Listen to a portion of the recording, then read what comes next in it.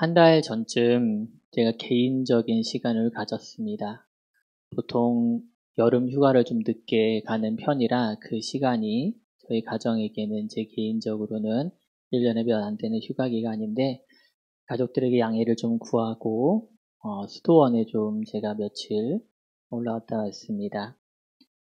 늘 휴대하던 휴대폰과 노트북은 가져가지 않고 옷가지와 성경책 그리고 책 한 권만 가지고 이곳에서 시간을 좀 보냈습니다. 새벽과 저녁에는 예배드리고 그 외의 시간은 묵상하고 말씀 읽고 책 읽고 산책하고 또 잠도 자고 아무튼 그렇게 보냈습니다. 제가 이제 그 수도원을 처음으로 찾아간 게 10년 전이었습니다. 딱 10년 전.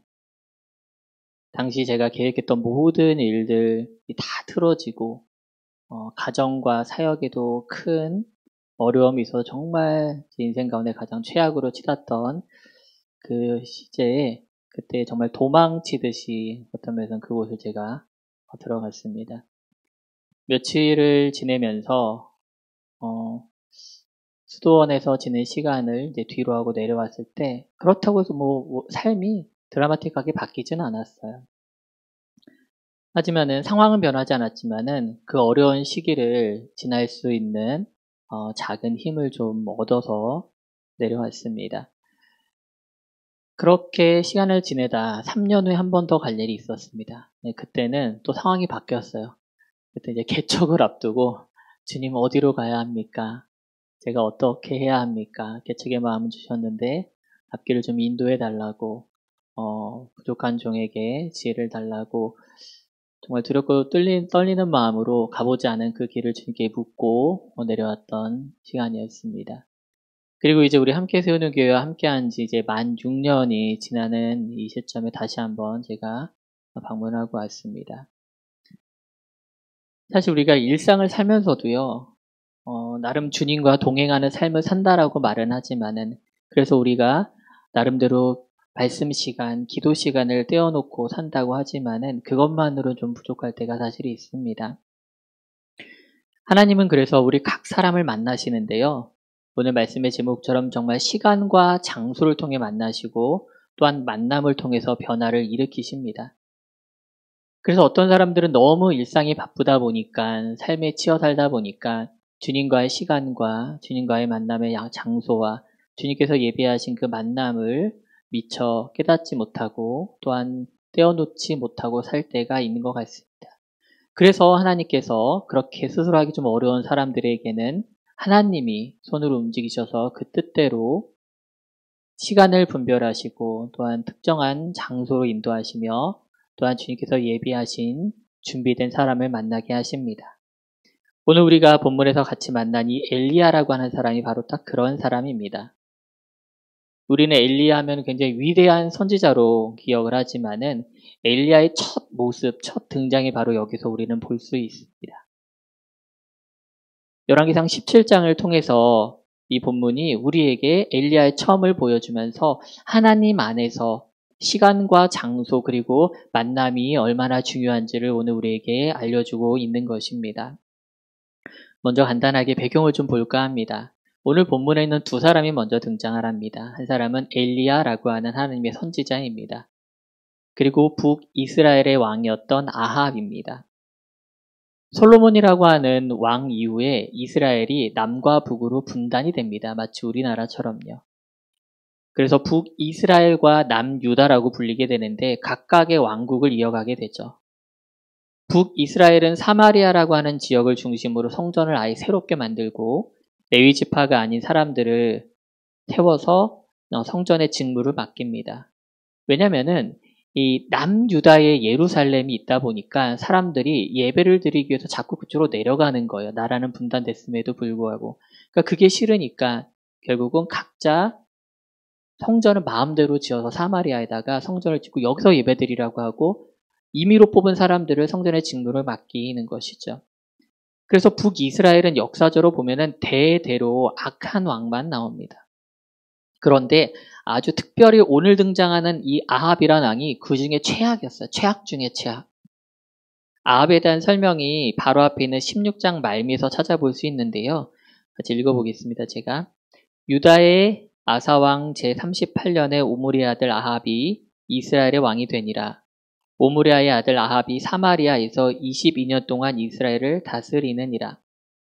오므리의 아들 아합이 그의 이전의 모든 사람보다 여호와 보시기에 악을 더욱 행하여 느밧의 아들 여로보암의 죄를 따라 행하는 것을 오히려 가볍게 여기며 시돈 사람의 왕 엣바알의 딸 이세벨을 아내로 삼고 가서 바알을 섬겨 예배하고 사마리아에 건축한 바알의 신전 안에 바알을 위하여 제단을 쌓으며 또 아세라 상을 만들었으니 그는 그 이전에 이스라엘의 모든 왕보다 심히 이스라엘 하나님 여호와를 노하게 하시더라. 읽어보니까 아시겠죠? 얼마나 악한 왕이었는지. 아합이 악했던 이유는 다른 왕들과 다르게 이 아내인 이세벨과 함께 우상숭배를 한 거예요. 이세벨과. 쿵짝에 잘 맞아가지고 부창부수라고 부부가 아주 쌍으로 보면은 시돈이라고 하는 지역과 엣바알이라는 이름이 나오는데 시돈이라는 것은 이방 지역을 말하는 거고요. 엣바알이라고 하는 것은 바알의 제사장이란 뜻이에요. 그러니까 이 이세벨이라고 하는 여자가 바알의 제사장의 딸이었고 그가 섬기던 바알과 아세라 신상을 가져다가 바알 숭배자로 만든 거예요. 자기 남편을. 남편만 그렇게 만들었나요? 온 땅 이스라엘, 북이스라엘 다 우상숭배의 지역으로 만들어버린 겁니다. 그래서 역사상, 성경 역사상 가장 잔인하고 타락한 여인으로 꼽자면 바로 이 이세벨을 이야기하는 것입니다. 근데 이 난세의 영웅이 난다고요, 여러분들. 이 부부가 엄청 악하니까 하나님께서 악한 왕일수록 더 강력한 선지자를 보내세요. 그래서 오늘 우리가 바로 이 엘리야 선지자를 만날 수 있는 것입니다. 그래서 그 엘리야 선지자를 통해서 하나님께서 이전에는 볼 수 없었던 더 큰 이적을 베푸시고 이스라엘 백성들에게 하나님임을 드러내시는 것이죠. 자, 그 시작이 바로 오늘 17장인데 그렇게 엘리야를 부르십니다. 그 아합과 이세벨이라고 하는 가장 악한 왕 때 바로 엘리야를 부르셔서 무엇을 선포하시냐면은 수년 동안 비가 내리지 않을 거라고 선포하게 하세요.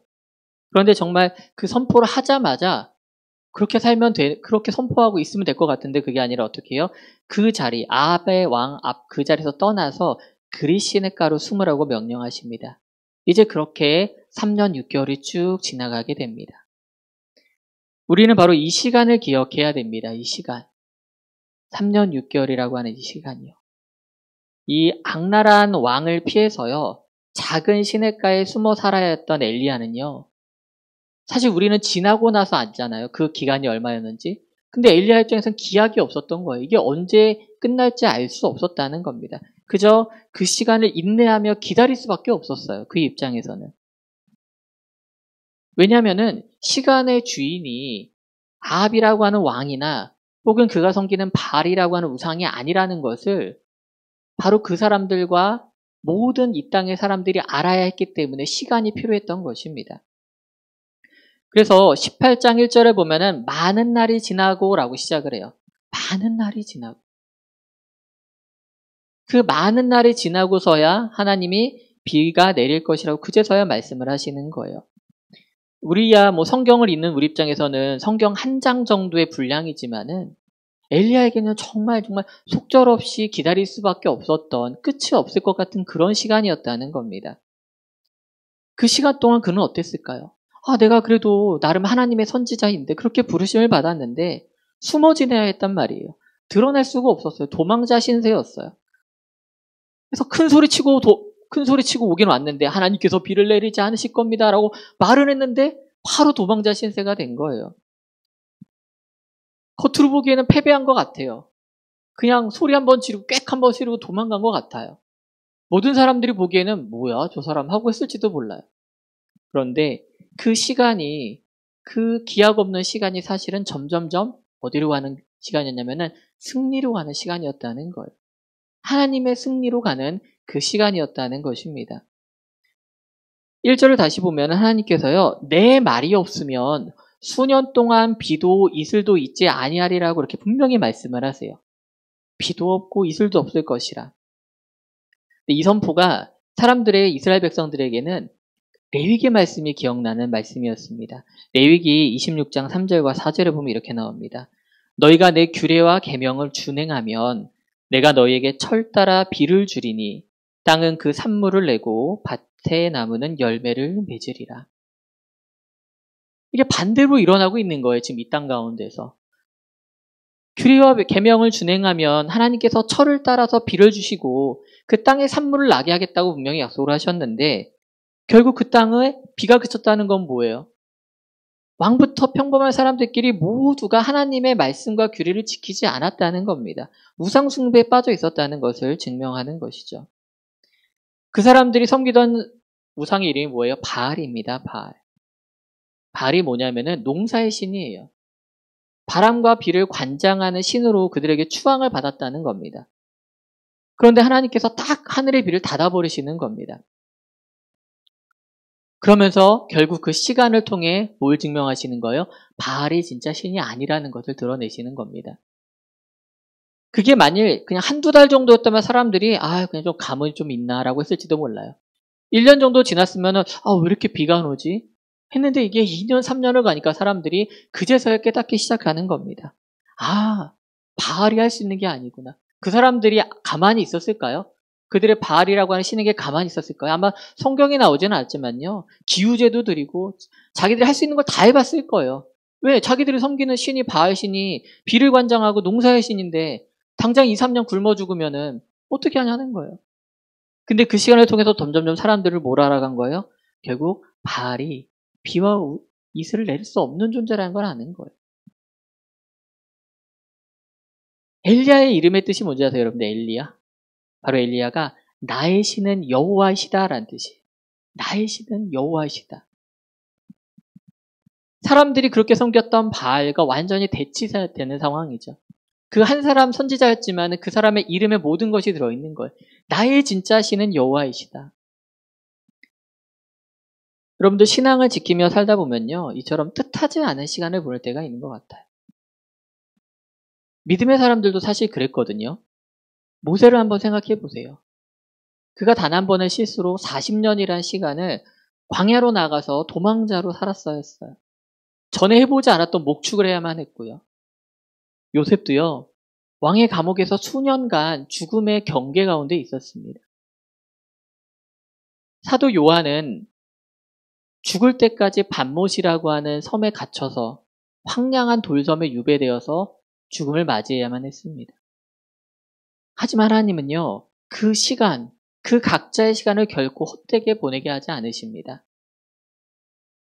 엘리야는 어땠어요? 그 시간을 통해서 모든 사람이 진짜 신이 하나님을 알게 하셨고요. 동시에 엘리야 역시 하나님이 진짜 신을 알아가는 시간을 가지게 됐다는 겁니다. 모세는 그 광야에서의 시간을 통해서 결국 수십 수백만의 백성들을 이끌 지도자로 준비되었고 요셉은 하나님이 함께 하심으로 모든 사람을 통해서 형통하게 하심을 그가 깨닫게 되었습니다. 사도 요한 역시 비록 갇힌 신세였고 언제 죽을지 모르는 신세였지만 그 밤못섬에서 하나님의 말씀의 계시를 듣고 요한계시록을 쓰면서 마지막 성경을 완성을 합니다. 어쩌면요 여러분들 이 자리에 계신 성도님들도 이 3년 6개월이라고 하는 그 시간 가운데 있을지도 몰라요. 여러분의 삶이. 내 뜻과 상관없이 어떤 닥친 이 현실 가운데 어찌할 바를 모르는 그런 시간의 한가운데 있을지도 모른다는 겁니다. 저도 역시 그럴 때가 있었거든요. 언제 이 시간이 끝날지 그거를 기대할 수가 없었어요. 근데 여러분들 무엇보다 우리가 잊지 말아야 할 것은 이 시간이라고 하는 것의 주인이 하나님이심을 잊지 말아야 합니다. 이 시간의 주인이 하나님이세요. 우리가 그러니까 막연히 어떠한 두려움에 쌓여서 이 시간을 보내서는 안 된다는 겁니다. 다음 일을 하실 하나님을 기대하면서 우리가 기다릴 수 있고 인내할 수 있습니다. 하나님이 책임지시는 성도들은요. 그래서요. 그 시간을 결국 주님이 예비하신 장소로 인도하는 시간임을 믿어야 한다는 것입니다. 우리가 이제 장소에 대해서 우리가 초점을 맞출 때가 됐습니다.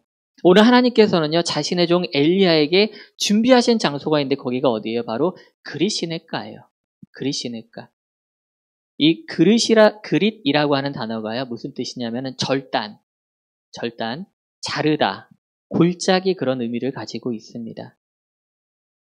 이 그릿시네가는 하나님께서요, 이 엘리야 한 사람을 위해서 예비하신 장소였어요. 이름에서 볼 수 있듯이 사람들이 일반적으로 드나드는 그런 장소가 아니었다는 거예요. 완전히 세상하고 격리된, 그러니까 사람이 거주할 만한 장소가 아니었다는 거예요. 그런데 하나님이 이상하게 그 장소로 엘리야를 보내세요. 그렇게 사람이 살 수 없을 것 같은 그 깊은 골짜기에서 하나님은 하나님의 방식으로 바로 이 엘리야를 만나시는 것입니다. 엘리야를 위해서 준비하셨어요. 시냇물을 준비하셨고요. 또한 까마귀를 통해서 아침 저녁으로 음식을 공급하십니다. 결국 이 장소가 어떤 장소예요? 첫 번째는 바로 공급의 장소라는 겁니다. 공급의 장소라는 거예요. 기존의 세상과 분명히 절단된, 완전히 분리된 땅이었어요. 농사를 지을 수도 없었고요. 시장에 가서 물건을 살 수도 있지 않았어요. 하나님께서 거기 있으라 하신 그 장소에 엘리야는 있어야 됐기 때문이죠. 세상과 완전히 분리된 것 같은데 도리어 그 장소에서 바로 하나님만이 공급자 되시는 그러한 장소에서 머물게 된 것입니다. 또한 그 장소는 회복의 장소였습니다. 회복의 장소. 하나님을 깊이 만나면서 여러분들 주님의 약속을 되새김질할 수 있는 그런 장소였다는 겁니다. 제가 이 그릿이라고 하는 뜻이 절단 그리고 자르다라는 뜻이 있다고 말씀드렸는데 사실 이 단어가 그 어원에는요 언약을 맺는다라고 하는 의미를 가지고 있어요. 언약을 맺는다. 그 장면을 우리가 너무 잘 볼 수 있는 게 바로 창세기 15장입니다. 창세기 15장 17절에서 18절 말씀을 읽어드리겠습니다. 해가 져서 어두울 때 연기 나는 화로가 보이며 타는 횃불이 쪼갠 고기 사이로 지나더라. 그날에 여호와께서 아브람과 더불어 언약을 세워 이르시되 내가 이 땅을 애굽 강에서부터 그 큰 강 유브라데까지 내 자손에게 주노니. 하나님께서 아브람을 만나서 내가 복의 근원이 될 것이다. 너를 통해 수많은 민족들이 나올 것이다 라고 약속하시는 장면인데 그 약속을 말로만 하지 않아요.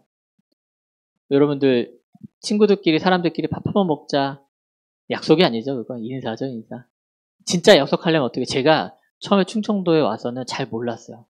저는 어느 목사님이 한번 밥 한번 드시죠. 그래서 네. 언제 갈까요? 딱 제가 이렇게 대답을 했어요. 다음 주 저 시간 괜찮은데 그러니까 네 하시더라고요. 약속이라는 거 여러분들 우리 사람 간에도 써야 돼요. 뭔가. 그렇죠? 작은 돈을 빌려도 증서를 써야 되고 약속을 하면은 서로 시간을 맞춰야 되고 뭔가 증거가 남아야 돼요. 이 고대의 팔레스타인 지방의 풍습에는요, 사람 간의 언약을 할 때 방법이 있었는데 그게 뭐냐면은 그 새나 동물을 반으로 쪼개서 사람과 사람, 약속하는 사람 사이에 둡니다. 쪼개요. 그것으로 언약의 증표를 세웁니다. 그게 무슨 뜻이냐면은 약속을 지키지 않을 경우 그 사람이 이렇게 쪼개진다라는 거예요. 죽음을 두고 사실은 약속을 하는 것이죠. 그래서 여기에 언약을 세운다라고 하는 이 세운다란 단어가 절단을 의미하는 이 그릿이라고 하는 단어의 어원과 똑같은 단어라는 겁니다. 그러니까 엘리야는 알았던 거예요. 다른 땅이 아니라 하나님께서 그릿시네가 절단하는 곳, 언약을 세우는 곳, 하나님의 언약을 성취하는 그곳으로 하나님께서 나를 부르셨다는 것을 그 시네가의 이름을 통해서 깨닫게 된 것이죠. 그래서 비록 그가 언제 이 지역을 떠날지 모르고 나를 둘러싸니 어려움이 언제 나를 엄습할지 모르더라도 그 약속을 지키시는 하나님, 나를 이곳으로 보내셨으면 지키실 거라는 그 하나님의 약속을 기억하며 회복하는 장소로 그곳을 보냈다는 것입니다. 비록 세상 모두가 나의 적이 됐어요. 숨어 지내야 했어요. 고통의 시간을 지내고 있는 것 같지만은 결국 믿음의 조상이 아브라함에게 언약을 세우셨던 그 주님께서 바로 지금 나를 그 장소로 이끄셨다는 확신함을 가지고 있었기 때문에 그는 이 그릿시네가에서 하나님을 만나고 공급받으며 다시 회복하는 장소가 되었다는 것입니다. 사랑하는 성도 여러분, 여러분들에게도 분명히 하나님께서 준비하신 그리 시냇가가 있는 줄 믿습니다. 저는 첫 번째로 우리 함께 세우는 교회가 되었으면 좋겠어요. 이 장소에서 하나님을 만나고 하나님을 통한 회복과 또한 언약에 다시 한번 기억을 했으면 좋겠습니다. 또한 여러분들을 위해서 예배하신 장소가 분명히 있을 거예요.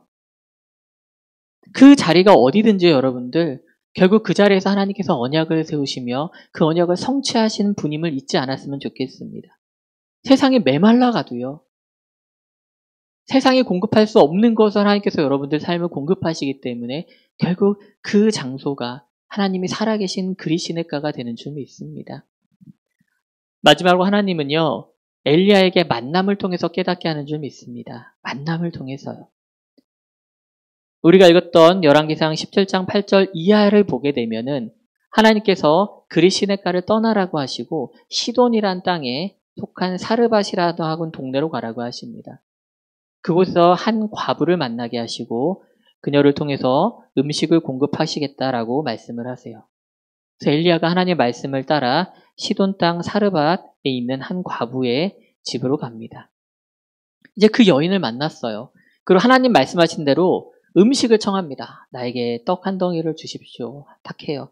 근데 그 여인의 반응이 내가 기대했던 것과 전혀 달라요. 열왕기상 17장 12절입니다. 한번 같이 읽어볼까요? 열왕기상 17장 12절 말씀입니다. 시작. 그가 이르되 당신의 하나님 여호와께서 살아계심을 두고 맹세하노니 나는 떡이 없고 다만 통에 가루 한 움큼과 병에 기름 조금뿐이라. 내가 나뭇가지 둘을 주어다가 나와 내 아들을 위하여 음식을 만들어 먹고 그 후에는 죽으리라. 죽으리라. 여인은요. 마지막 남은 그 밀가루 한 줌하고 기름 조금 바닥에 있는 거 그거 가지고 음식 하나 만들어 먹고 아들하고 굶어 죽을 그런 상황에 처한 사람이었어요. 그럼에도 불구하고 엘리야가 어떻게 해요? 그녀에게 이렇게 말해요. 먼저 나를 위해서 작은 떡 하나를 만들어 오고 그리고 나서 그 이후에 너와 아들이 먹어라. 남은 것을 먹어라 말해요. 이 전후 사정을 모르는 과부 입장에서 어때요? 너무 매정하죠. 아니 이거밖에 없다고 분명히 말했는데도 자기를 먼저 이게 하나님의 사람이 맞아 이게 진짜. 너무 가혹하죠. 가뜩이나 없는데 그거 있는 거 가지고 떡 하나 만들어 먹고 아들하고 둘이서 굶어 죽을 생각으로 있었는데 말이죠. 그거마저 나눠 먹자고 해요. 그런데 여러분들 과부의 입장하고 사실은 엘리야 입장은 달랐어요. 엘리야는 알았거든요. 확신이 있었어요. 그리 시냇가에서 하나님을 분명히 경험했거든요. 공급하시는 하나님을 만났고 또한 회복시키시는 하나님을 그리 시냇가에서 엘리야는 만나고 지금 이 땅으로 온 것입니다.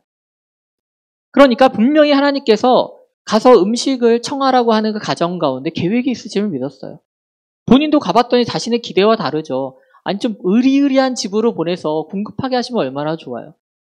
그 한 덩어리 남은 떡을 나눠 먹게끔 하는 그 엘리야도 마음은 편하지 않았겠지만 하나님께서 자신에게 임하셨던 그 하나님이 이제는 이 사르밧 여인에게 하시려고 하는구나라고 나름대로 엘리야는 그 가운데 확신이 있었던 겁니다. 그러니까 그가 믿음으로 얘기할 수 있었던 것이에요. 그래서 뭐라고 말해요? 그걸 청하면서 이렇게 말하잖아요. 그 가정에 비가 다시 내릴 때까지 그 통의 가루가 떨어지지 아니하고 그 병의 기름이 없어지지 않을 것이라고 선포하는 거예요. 그런데 엘리야도 여기까지 너무 하나님의 감동으로 잘했어요. 근데 갑자기 더 큰 시련이 찾아옵니다. 뭐죠, 여러분들?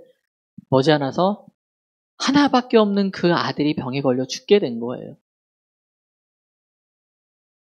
그 과부는 삶의 소망을 완전히 잃어버린 거예요. 그래서 뭐라고요? 애꿎게 엘리야를 탓합니다. 당신이 찾아와서 내 아들이 죽었다고 막 화를 내요. 왜냐면은 이스라엘 사람들은 하나님의 사람이 자신의 집으로 찾아왔다는 것에 대해서 불길하게 느꼈거든요. 사무엘이 다윗의 집을 찾아갈 때도 그랬어요. 하나님의 선지자가 그 지역에 출몰했다는 게 사람들이 약간 두려움이었어요. 물론 하나님께서 축복하기 위해서 하나님의 선지자를 보내기도 하지만은 보통은 그 땅을 심판하기 위해서, 죄를 드러내기 위해서 보내시는 경우가 있다 보니까 사람들이 하나님의 선지자를 그렇게 달가워하지는 않았다는 거예요. 그러니까 처음에 와서 그 음식을 달라고 하고 자신의 밀가루 병과 기름병이 마르지 않은 걸 볼 때는 너무 좋았는데 결론적으로 뭐예요? 아들이 죽었다는 거예요. 하나밖에 없는 아들이. 그러니까 사르밧 가부는 처음 축복을 위해 온 줄 알았더니 그게 아니라는 거를 자기 나름대로 결론을 지어버리고 엘리야에게 막 뭐라고 하나 쏘아대는 거예요. 그러자 엘리야가 앞하고 조금 반응이 달라요. 뭐라고 나오냐면은 열왕기상 17장 20절에 이렇게 얘기합니다. 여호와께 부르짖어 이르되, 그냥 기도하는 게 아니라 부르짖어요. 내 하나님 여호와여, 주께서 또 내가 우거하는 집 과부에게 재앙을 내리사 그 아들이 죽게 하셨나이까 하고. 엘리야도 너무 급작스러운 이 변화에 좀 당황했던 것 같아요. 받아들이기 어려웠던 것 같습니다. 하나님의 뜻이 도대체 뭔지 모르겠는데 하나님이 뜻하신 대로 이루어지길 원한다고 기도할 수밖에 없었어요. 부르짖으면서요. 하나님이 원하시면 마땅히 죽은 사람도 살리니까 주의 뜻대로 해주십시오라고 온전히 하나님께 부르짖을 수밖에 없었다는 겁니다. 엘리야도요. 왜? 엘리야가 할 수 있는 게 지금 그 일밖에 없거든요. 그런데 하나님께서 엘리야를 통해서 어떻게 하세요? 그 아들을 살려내십니다. 그 아들을 살려내세요. 이 일을 통해서요. 그런데 더 놀라운 건 여러분들, 그 여인의 입술에서 나온 고백이에요. 여러분들. 17장 24절 말씀 우리 한번 한 목소리로 같이 읽겠습니다. 시작. 여인이 엘리야에게 이르되 내가 이제야 당신은 하나님의 사람이시오 당신의 입에 있는 여호와의 말씀이 진실하신 줄 아노라 하니라. 아멘. 우리는 이 만남을 통해서 얻을 수 있는 교훈이 분명히 있습니다. 뭐냐면요. 먼저는요. 나보다 더 하나님이 필요한 존재를 만나게 하신다는 거예요. 엘리야 입장에서요. 나보다 더 하나님이 필요한 존재를 만나게 하세요. 아까 말씀드렸죠. 엘리야는 분명히 그리시네가에서 공급하시는 하나님, 회복시키시는 하나님, 그리고 언약을 세우고 지키신 그 하나님을 분명히 만났습니다. 경험을 했어요. 그리고 이 시돈 땅에 사는 사르밧 과부를 만나게 하시죠. 근데 이 성경에서는 그냥 나오는 단어가 없거든요. 이 시돈이라는 도시가 주는 메시지가 있는데 우리 앞절에서 이세벨을 소개할 때 나왔어요. 이 시돈이라고 하는 땅이요. 바로 아합 왕을 우상 숭배로 만든 이세벨의 고향이에요. 아버지가 이 시돈 땅에서 제사장이었다고 하잖아요. 바알의 제사장. 그리고 이 시돈이란 땅이 뜻 자체가 어장이란 뜻이에요. 물고기가 가득 있는 그 어장. 그러니까 무슨 뜻이냐면은 그만큼 중요한 도시였고 물자가 풍성하게 넘치는 도시였다는 거예요. 그런데 지금 그 도시가 어때요, 여러분들? 메말라가고 있어요. 죽어가고 있다는 거예요. 한때는 세상의 중심이었던 것 같은데 풍요롭게 살았던 동네였는데 하나님을 잃어버리고 신앙을 잃어버리니까 그들 가운데 아무것도 남지 않았던 거예요. 그 사르밧 과부가 보여주잖아요. 한 움큼 먹고 죽을 그 밀가루밖에 없고 바닥 보이는 그 기름 조금밖에 없었던 게 바로 그 시돈 땅의 현재 상황이었다는 겁니다. 그때 하나님은 엘리야를 통해서 정말 하나님이 필요한 사람을 만나게 하시는 거예요. 두 손에 가루 한 줌밖에 없고 오늘 먹고 죽을 것밖에 없는 그런 사람 하나님 만나게 하시는 겁니다. 그리고 하나님이요. 그 가정을 지키시고 회복시키신다는 복음을 전합니다. 어쩌면요, 여러분들, 그 가정에 필요한 거는 마르지 않는 밀가루 병이나 기름병이 아니었을지도 몰라요. 정말 그 가정에 필요한 거는 마르지 않는 생수 같은 하나님이신 줄 믿습니다. 예수 그리스도가 그 집안에 필요했던 거예요.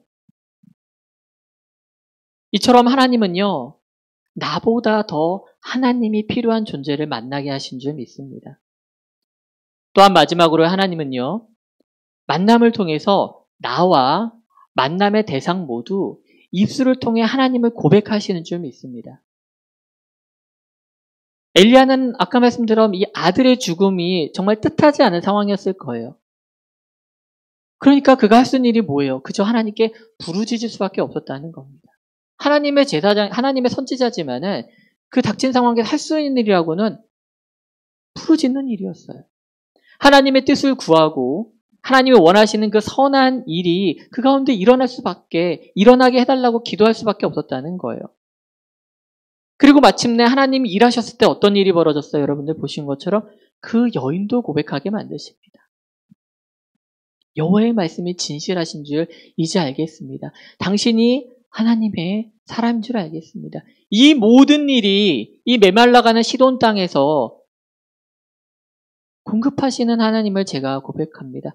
회복시키시며 죽은 자를 살리시는 하나님을 고백합니다라고 말할 수밖에 없게 된다는 것입니다.